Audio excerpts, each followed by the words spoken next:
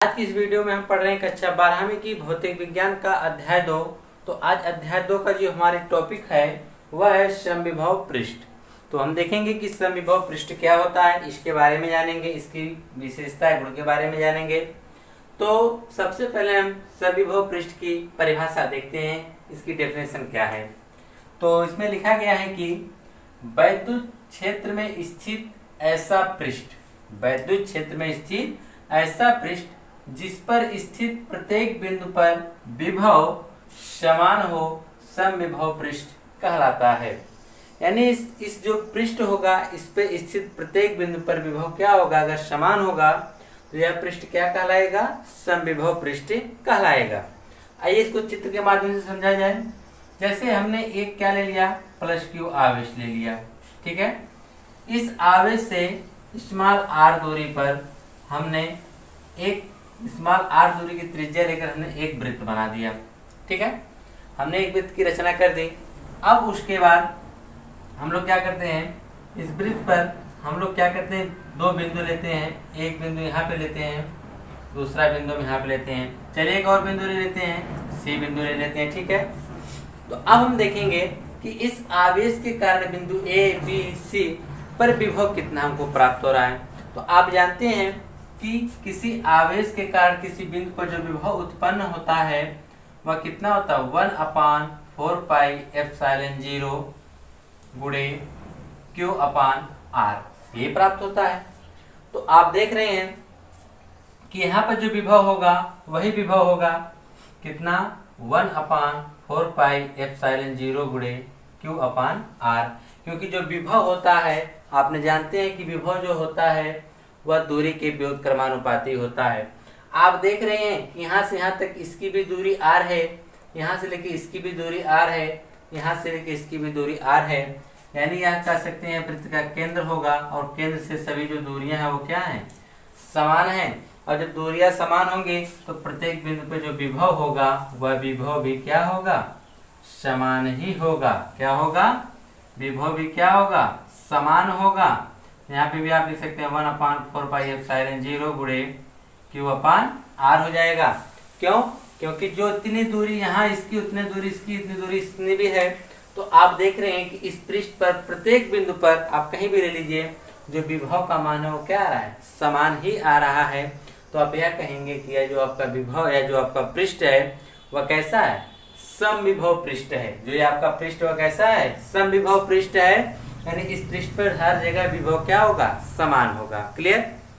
अब आइए समविभव पृष्ठ के गुण के बारे में देखते हैं कि समविभव पृष्ठ का गुण क्या होता है। तो इसमें सबसे पहले आपको बताया गया है, सबसे पहला है कि समविभव पृष्ठ के किन्हीं दो बिंदु के मध्य विभवांतर शून्य होता है। समविभव पृष्ठ के किन्हीं दो बिंदुओं के बीच जो विभवांतर होगा वह क्या होगा, शून्य होगा। तो आइए देखिए, दो बिंदु ध्यान लीजिए, बिंदु ए और बिंदु बी के बीच विभवांतर निकालते हैं तो हो जाएगा VAB बराबर आपका होगा विभवांतर A माइनस VB हो जाएगा।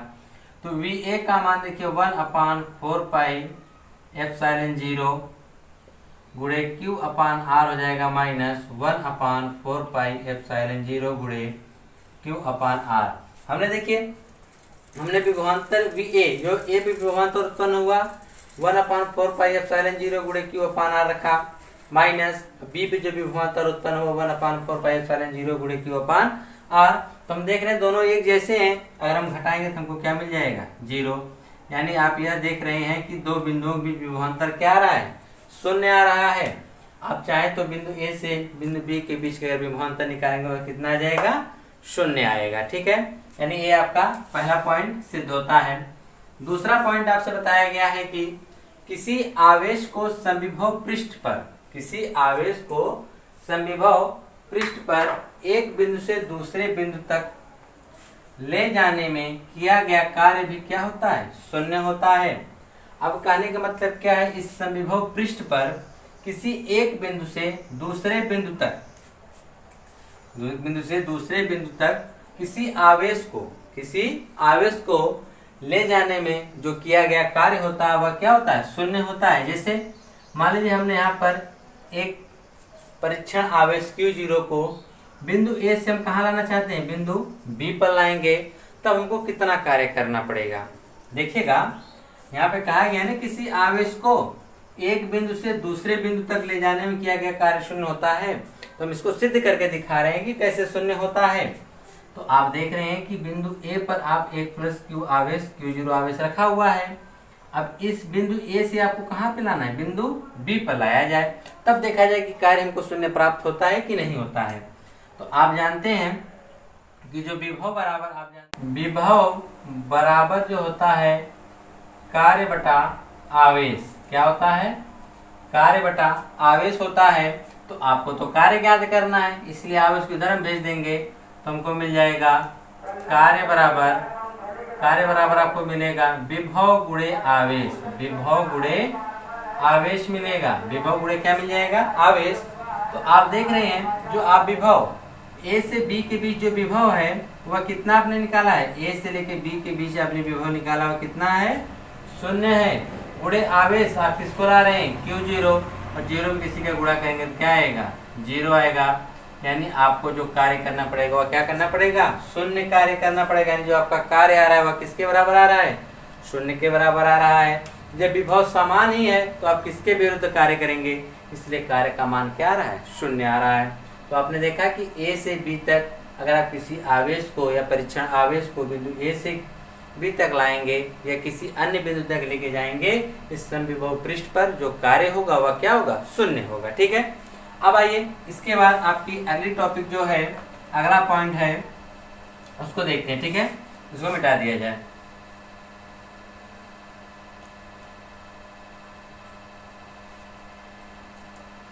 तो इसको कंप्लीट कर लें। चलिए देखिए, अब अगला आपका है तीसरा कि वैद्युत क्षेत्र की दिशा समविभव पृष्ठ के अभिलंबवत होती है। जो वैद्युत क्षेत्र की दिशा होती है वह समविभव पृष्ठ की क्या होती है, अभिलंबवत होती है। तो इसके द्वारा जो भी यहाँ से किरणें गुजरेंगी कुछ इस प्रकार से गुजरती हैं, देख रहे हैं कि नहीं। तो जो भी यह गुजरेंगे तो यह जो पृष्ठ के साथ कितने अंश का कोण बनाती हैं, 90 अंश का कोण बनाती हैं। पृष्ठ के साथ कितने अंश का कोण बनाती हैं, 90 अंश का कोण बनाती हैं। जब 90 अंश का कोण बनाती हैं तो हम यही कहेंगे कि यह जो वैद्युत क्षेत्र या जो वैद्युत बल रेखाएं हैं वह इस समविभव पृष्ठ पर क्या है, अभिलंब है। जब 90 अंश का कोण बनाएंगे तो हम क्या कहेंगे, अभिलंब है। ठीक है, अगला जो आपका है कि बिंदु आवेश के समविभव पृष्ठ उस बिंदु आवेश को केंद्र लेकर खींचे गए संकेंद्री गोलीय पृष्ठ होते हैं। इसके मतलब क्या हुआ कि जैसे यह आपका जो यह Q प्लस Q आवेश है, अगर इसी प्लस Q आवेश को केंद्र मानकर आप कोई अन्य दूरी, जैसे आपने R लिया है, हमें एक अन्य दूरी क्या ले लेते हैं, R1 ले लेते हैं, और यहाँ से खींचा गया जो भी पृष्ठ होगा वह भी क्या कहलाएगा, समविभव पृष्ठ ही होगा। क्या होगा, समविभव पृष्ठ होगा। चाहे R1 दूरी लेके खींचिए, चाहे आप R2 की दूरी लेके खींचिए, ये सब जितने भी यहाँ से आप पृष्ठ खींचेंगे वह सब क्या होंगे, समविभव पृष्ठ ही होंगे। क्यों, क्योंकि यह आप आवेश Q ले रहे हैं, आवेश Q को जो आपका आवेश प्लस Q, इसको आप केंद्र मानकर जितने भी पृष्ठ आप खींच देंगे वह सभी पृष्ठ आपके क्या होंगे, समविभव पृष्ठ होंगे। कैसे, आइए यह जो पृष्ठ आपने खींचा R1 दूरी लेकर हम इसको देखते हैं। आपने यहाँ पर एक बिंदु ले लीजिए, हमने यहाँ पे एक बिंदु ले लीजिए, मान लीजिए ले लेते हैं E, और यहाँ पे आप एक बिंदु ले लीजिए F। अब इससे यहाँ की जब दूर विभव देखेंगे कि इस पे कितना विभव उत्पन्न हो रहा है, तो क्या होगा 1/4 पाई एप्सिलॉन 0 गुणे Q अपान, अब इसके यहाँ से यहाँ तक की बीच की दूरी कितना है, R1 हो जाएगा। अगर आप इस पर देखना चाहेंगे कि F पर कितना विभव उत्पन्न हो रहा है, तो आप देख सकते हैं कि F E होगा यहाँ पर, और यहाँ पर F होगा। तो यहाँ पर विभव कितना होगा, 1/4 पाई एप्सिलॉन 0 Q अपान R1 हो जाएगा। देख रहे हैं कि नहीं। अब इससे क्या स्पष्ट होता है कि विभव चाहे इस पृष्ठ पर हम कहीं पर भी देखेंगे, सभी विभव क्या हमको मिलेंगे, समान ही मिलेंगे। जब पृष्ठ पे सभी विभव समान मिलेंगे तो यह पृष्ठ भी आपका क्या होगा, समविभव पृष्ठ कहलाएगा। उसी तरह से R2 की दूरी जो लेकर आपने जो वृत्त खींचा है वह भी आपका समविभव पृष्ठ होगा, क्योंकि उस पे भी प्रत्येक बिंदुओं पर विभव क्या होंगे, समान ही होगा। कहने का मतलब क्या है कि अगर आप समविभव पृष्ठ के किसी भी केंद्र को अगर आप केंद्र मानकर अन्य वृत्त खींचते हैं तो वह क्या कहलाएगा, बिंदु संकेंद्रीय हो जाएगा, और यह जो केंद्र होगा संकेंद्रीय केंद्र कहलाएगा, और इससे जो खींचे गए वृत्त होंगे उसके जो पृष्ठ होंगे वह भी क्या कहलाएंगे, समविभव पृष्ठ कहलाएंगे। ठीक है, यह था आपका समविभव पृष्ठ। आइए अब हम देखते हैं कि वैद्युत स्थितिज ऊर्जा क्या होती है। तो सबसे पहले हम इसकी डेफिनेशन यानी परिभाषा को देखेंगे। तो इसकी परिभाषा आपके सामने लिखी गई है कि किन्हीं आवेशों को अनंत से समीप लाकर किसी निकाय की रचना करने में किया गया कार्य अथवा व्यय की गई ऊर्जा ही उस निकाय में वैद्युत स्थितिज ऊर्जा के रूप में संचित हो जाती है। कोई आवेश है जो कि अनंत पर स्थित है, कोई भी आवेश हो सकता है, 2 आवेश, 3 आवेश, 4 आवेश, जितने भी हो सकते हैं आवेश, अगर वो कहाँ पर स्थित हो, अनंत पर स्थित हो, और उनको अनंत से लाकर कोई निकाय का निर्माण किया जा रहा है, तो उस निकाय का निर्माण करने में जो आपकी व्यय ऊर्जा होगी वही उसमें निकाय की वैद्युत स्थितिज ऊर्जा कहलाएगी। ठीक है, यह हो गया आपका। तो अब हम पढ़ेंगे कि 2 बिंदु आवेशों के निकाय की वैद्युत स्थितिज ऊर्जा, कि अब हम 2 बिंदु आवेश को अनंत से लेकर आएंगे। तो अब देखेंगे कि उसको अनंत से लाने में जो किया गया कार्य होगा या व्यय की गई ऊर्जा होगी उस निकाय की स्थितिज ऊर्जा कहलाएगी। तो वह स्थितिज ऊर्जा कितनी होगी अब हम उसको ज्ञात करेंगे। तो यही बताया गया है। तो आप पहले चित्र के माध्यम से समझिए कि यहाँ पर Q1 Q2 2 आवेश हैं जो कि कहाँ स्थित हैं, अनंत पर स्थित हैं। अब इन आवेशों को हम उठा के लाएंगे। ठीक है, हम इस Q1 आवेश को उठा के कहाँ पे लाना चाह रहे हैं, बिंदु A पर। ठीक है, हम बिंदु A पर इसको लाएंगे तो देखेंगे कि अनंत से बिंदु A पर लाने में किया गया कितना कार्य होता है, यह कितनी व्यय ऊर्जा होती है। फिर उसके बाद इससे इस्तेमाल R दूरी पर एक बिंदु B है। अब Q1 आवेश को हमने A पर लाया, अब हम क्या करेंगे, Q2 आवेश को कहाँ पर लाएंगे, बिंदु B पर लाएंगे, तब देखेंगे कि कितना कार्य होता है, कितनी व्यय ऊर्जा होती है। फिर उसके बाद देखेंगे कि इस निकाय की कुल ऊर्जा कितनी होगी। तो बिंदु यानी Q1 को लाने में और Q2 को लाने में जो व्यय ऊर्जा होगी उनको हम क्या करेंगे, जोड़ देंगे।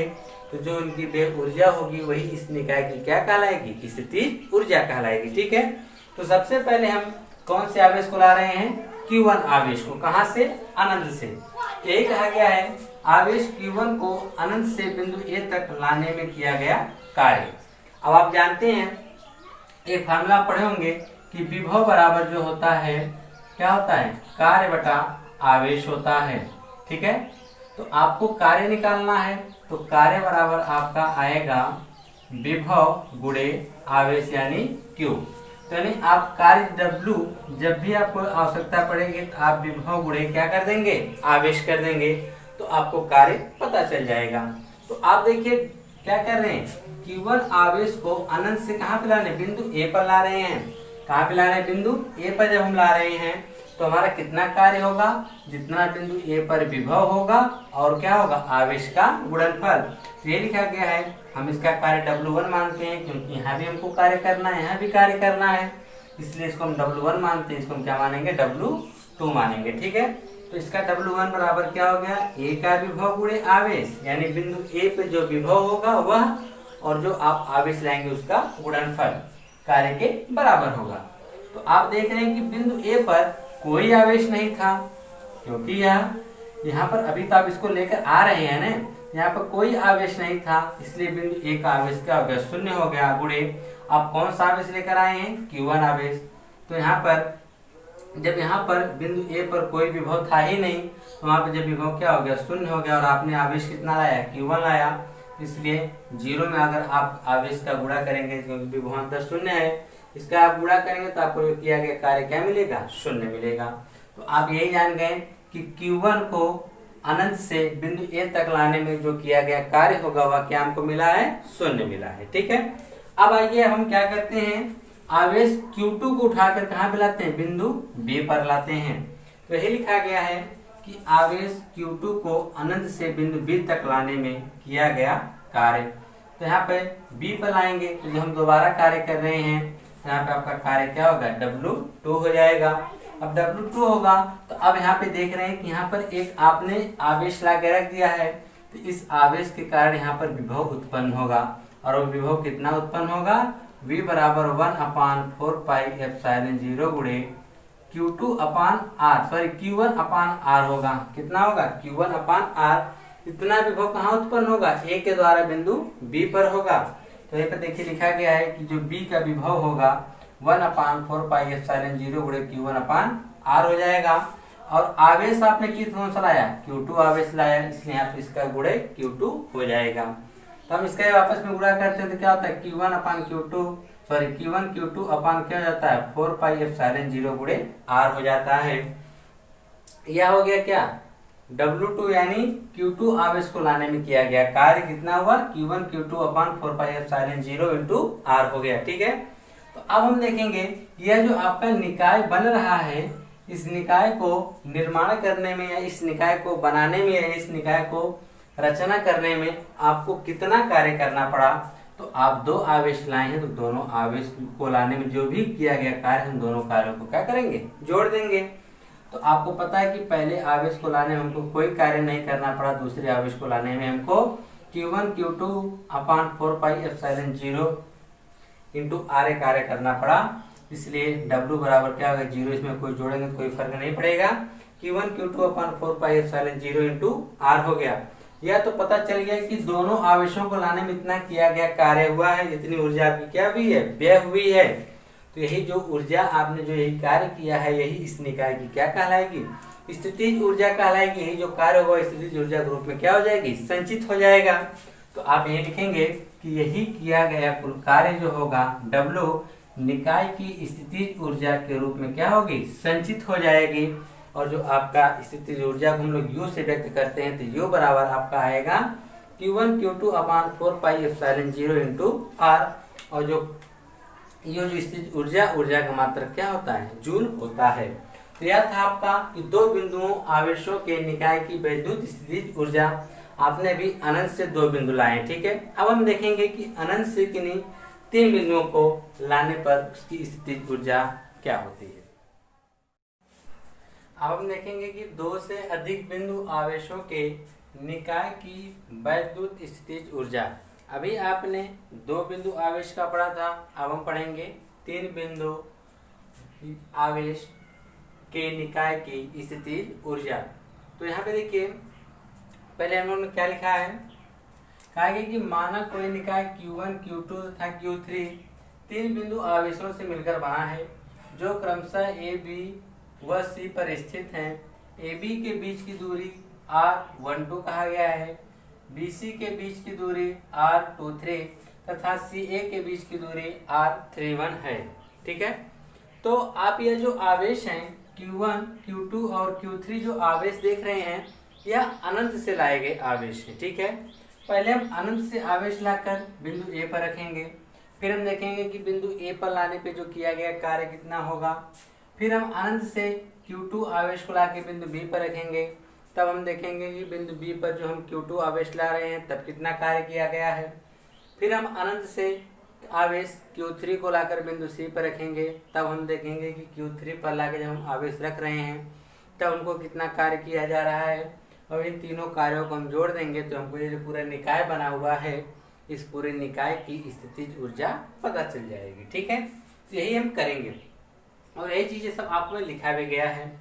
तो सबसे पहले हम लोग क्या करते हैं कि आवेश Q1 को, इससे पहले जो आपने पढ़ा था सेम उसी तरह से अभी है, बस इसमें एक ठो बढ़ गया है आवेश Q3, ठीक है। तो आवेश देखिए पहला जो आपका है आवेश Q1 को अनंत से बिंदु A तक लाने में किया गया कार्य। आप क्या कर रहे हैं, अनंत से किसको लेकर आ रहे हैं, बिंदु Q1 आवेश को कहाँ पे ला रहे हैं, बिंदु A पर। जैसे कि आपको पता है कि बिंदु A से हम अनंत को जब आवेश ला रहे हैं तो बिंदु A यहाँ पर है, तो यहाँ पर कोई भी आपका आवेश नहीं है। तो जब यहाँ पे कोई आवेश नहीं है तो यहाँ पे कोई विभव भी नहीं होगा। जब यहाँ पर कोई विभव नहीं तो यहाँ पे विभव क्या हो जाएगा, शून्य हो जाएगा। तो आप लोग जानते ही हैं किया गया जो कार्य होता है आपका क्या होता है, विभवांतर गुणे आवेश होता है। जब यहाँ पर विभव बिंदु ए पर शून्य है तो उसमें विभव में आवेश का आप गुणा करेंगे तो आपको कार्य क्या मिलेगा, शून्य में प्राप्त होगा। यानी आप यह कह सकते हैं बिंदु ए पर जो किया गया कार्य होगा वह कितना होगा, शून्य होगा। ठीक है, अब बात आती है कि Q2 आवेश को लाने की।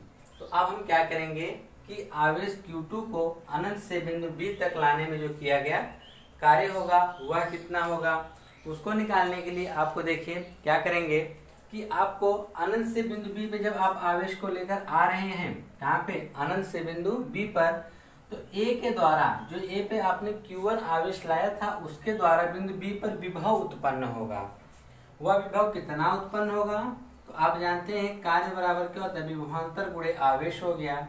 अब बिंदु B पर आपको विभव उत्पन्न हो रहा है, कितना विभव उत्पन्न हो रहा है, 1/4πε0 गुणे Q1/R12 और गुणे यह आपका आवेश Q2 हो गया जो कि आवेश आप ला रहे हैं अनंत से। तो इसका हम आपस में गुणा करते हैं तो Q1/Q2 अब पूरे बटा में 4πε0 × R12 हो गया। R12 का मतलब ये हो गया कि ये जो दूरी है वह A और B के बीच की दूरी है। ठीक है, पहले और दूसरे आवेश के बीच की दूरी हो गई। तो यह तो आ गया आपका दूसरा जो आवेश आपने बिंदु B पर लाया है उसके द्वारा जो किया गया कार्य यही है Q1Q2/4πε0 × R12। अब यह तो आपने दूसरा आवेश लेकर आ गए। अब हम देखेंगे कि अनंत से किसी तीसरे आवेश को जब हम लेकर आ रहे हैं, यही कहा गया कि आवेश को Q3 आवेश को अनंत से बिंदु C तक लाने में किया गया कार्य। अब देखिए बिंदु C यहाँ पर है, देख रहे हैं कि नहीं। जब बिंदु C यहाँ पर है तो अब यहाँ पर हम देखेंगे पहले विभव कितना उत्पन्न हो रहा है। बिंदु B पर भी आवेश है, यह भी विभव उत्पन्न करेगा। बिंदु A पर भी आवेश है, यह भी विभव उत्पन्न करेगा। यानी बिंदु C पर टोटल 2 विभव उत्पन्न हो रहे हैं, किसके किसके द्वारा, B के भी द्वारा और आवेश A के भी द्वारा। दोनों जगह विभव जब उत्पन्न हो रहे हैं तो टोटल विभव कितना हो जाएगा। तो वही किया गया कार्य हम निकालेंगे तो हमको दोनों विभव को क्या करना पड़ेगा, जोड़ना पड़ेगा, क्योंकि इसके भी द्वारा यहाँ पे विभव उत्पन्न होगा, A के द्वारा भी विभव उत्पन्न होगा। तो टोटल विभव कितना हो जाएगा, दोनों विभव को हमने क्या किया, आपस में जोड़ दिया। गुणे जिस आवेश को आप लेके आ रहे हैं तो आप कौन सा आवेश ला रहे हैं, Q3 आवेश। क्यों, क्योंकि आपको कार्य निकालना है ना, तो कार्य बराबर क्या होता है, विभवांतर गुणे आवेश। तो यहाँ पे टोटल कितना विभव है, VB + VA इतना विभव है। अगर इसको आप जोड़ देंगे तो आपको टोटल विभव प्राप्त हो जाएगा।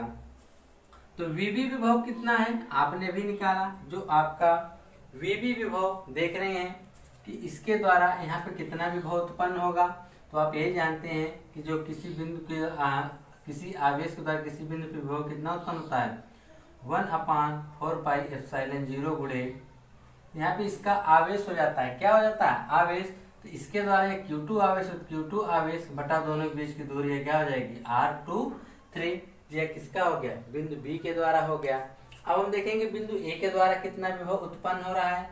तो बिंदु A के द्वारा देखिए विभव कितना होगा, 1/4πε0 और A पे आवेश कितना है, Q1। तो Q1 इनके बीच की दूरी कितना है, R31 हो जाएगा। ठीक है, गुणे यह तो हो गया आपका विभव कि इस बिंदु C पर इतना विभव उत्पन्न हो रहा है। VB और VA दोनों का हमने मान यहाँ पर रख दिया, दोनों विभव हमने यहाँ पर रख दिया, प्लस Q3। देख रहे हैं, ये आपको समझ में आ रहा है कि नहीं। यह जो बिंदु विभव VB है, देख रहे हैं कि नहीं, विभव VB यानी इसके द्वारा बिंदु B के द्वारा यहाँ पर जो विभव उत्पन्न होगा वही क्या होगा, VB भी होगा, और यहाँ से जो विभव उत्पन्न होगा यह क्या होगा, VA होगा। और आपको पता है कि विभव का फार्मूला क्या होता है, 1/4πε0 गुणे आवेश बटा उन दोनों के बीच की दूरी, बिंदु और आवेश के बीच की दूरी। तो आप इसके द्वारा लगाएंगे आवेश और दूरी कितना होगी, R23। अगर आप यहाँ से देखेंगे तो यहाँ पर हो जाएगा Q1 और दूरी की बात करेंगे क्या हो जाएगा, 31 हो जाएगा, क्योंकि इनके बीच की दूरी कितना है, 31 है। तो यहाँ पे देखिए दोनों हमने आवेशों के मान, दोनों विभव के मान रख दिया गया है, गुणे R3 हो गया। अब Q3 हो गया, Q3 का आप अंदर गुणा कर दीजिए। तो 1/4πε0 Q2 में जब Q3 का गुणा होगा तो Q2 इंटू Q3 अपान R2 3 हो जाएगा, प्लस 1/4πε0 गुणे Q1 और Q3 का अगर आप गुणा करेंगे क्या हो जाएगा, Q3 Q1 बटा R3 1 हो जाएगा। तो यह हमको पता चल गया कि तीसरे पिंड को लाने में कितना कार्य करना पड़ेगा, 1/4πε0 गुणे Q2 Q3 अपान R23, फिर हो जाएगा प्लस 1/4πε0 गुणे Q3 Q1 अपान R3 1, इतना कार्य करना पड़ेगा। अब इतना तो आपने तीनों आवेशों को लाकर निकाय की क्या कर दी, संरचना कर दी। तो यही आपने जो पहले ही लिख चुके थे कि माना कोई निकाय Q1 Q2 व Q3 तीन बिंदु आवेशों से मिलकर बना है, यही आपका तीनों बिंदु आवेश से निकाय बना है, जो कि बिंदु AC पर क्या है, स्थित है, ACB पर, यानी ABC पर जो आपके आवेश Q1 Q2 और Q3 हैं। और आपको देख ही रहे हैं कि AB के बीच की जो दूरी यहाँ पर R21 है, BC के बीच की दूरी R23 है और AC के बीच की दूरी R31 है। तो यह टोटल तो आपने निकाय लाकर बना दिया। अब हम देखेंगे कि इस निकाय को बनाने में कुल कितना कार्य करना पड़ा। देखा कि निकाय पे किया गया कुल कार्य कितना होगा, तो टोटल कार्य W बराबर W1 plus W2 plus W3। तो आपको पहले आवेश को लाने में कितना कार्य किया गया, 0, इसलिए यहाँ पे 0 हो गया। दूसरे आवेश को लाने में किया गया कार्य यहाँ पर है, तो 1/4πε0 Q1 अपान Q2 बटा R1 2 हो गया, प्लस दूसरे आवेश को लाने में जो किया गया कार्य यहाँ पर है 1/4πε0 गुणे Q2 Q3 अपान R2 3 हो जाएगा, फिर प्लस 1/4πε0 Q3 Q1 अपान R3 1 हो जाएगा। यह तो टोटल हो गया कि इस निकाय पे किया गया कुल कार्य। तो आइए अब इसके बाद देखिए, इसको आप लोग नोट्स कर लीजिए, ठीक है। अब इसके आगे हम कंटिन्यू इसको आगे हल करना है, ठीक है। इसको हम मिटा देते हैं।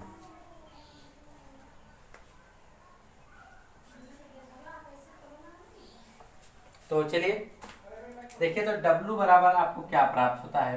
तो आप देख रहे हैं कि 1/4πε0 1/4πε0 तीनों जगह मिल रहा है, तो इसको हम क्या करेंगे, कॉमन निकालेंगे। तो हो जाएगा 1/4πε0, कोष्टक में क्या बच जा रहा है, Q1 Q2 अपान R12, प्लस फिर यहाँ से भी हमने इसको निकाला, क्या बच गया, Q2 Q3 अपान R23 हो गया, प्लस यहाँ से भी हमने इसको निकाला, क्या बच गया, Q3 Q1 अपान R31। यह तो हमको पता चल गया कि इतना टोटल इस पर हमने कुल कार्य किया। और आप जानते हैं कि किसी निकाय पर किया गया जो कुल कार्य होता है वह उसकी स्थितिज ऊर्जा के रूप में क्या हो जाती है, संचित हो जाता है। तो हम लिखेंगे निकाय पर किया गया कुल कार्य, पर किया गया कुल कार्य निकाय की स्थितिज ऊर्जा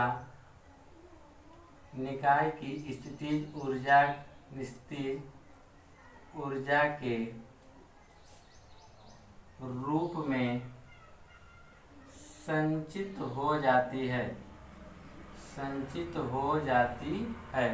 चाहे तो आप यहाँ पे से निकाय की वैद्युत स्थितिज ऊर्जा लिख सकते हैं, निकाय की वैद्युत स्थितिज ऊर्जा के रूप में संचित हो जाती है। तो आपका यही U बराबर यही हो जाता है 1/4πε0 कोष्टक में Q1 Q2 अपान R12 प्लस Q2 Q3 अपान R23 प्लस Q3 Q1 अपान R31। यही आपका फार्मूला बन जाएगा, ठीक है। तो इसका आप लोग लिख सकते हैं, यही आपको याद करना पड़ेगा, इसी के ऊपर न्यूमेरिकल्स लगेंगे। और इसका जो मात्रक होता है, इसका मात्रक क्या होगा, जूल होगा, ठीक है।